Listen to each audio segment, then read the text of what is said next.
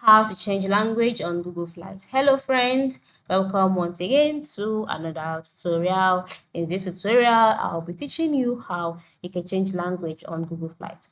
So let's go. The first step is to log in into the Google Flights account, just like I've done here. And once you're on this page, the next step is to move to the top left corner of the screen and then click on three horizontal lines. By doing that, in the drop-down menu that appears, ensure you click on Change Language, which is located under Track Flight Prices and above Change Currency.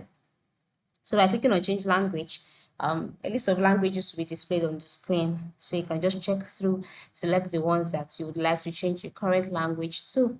So I've just selected like UK, English UK, or Espanol, or anyone that you, or Francais, which is French. Then click on OK, and the language will be changed just like that. So this is how you can change your language on Google Flight. Thank you for watching and have a good day.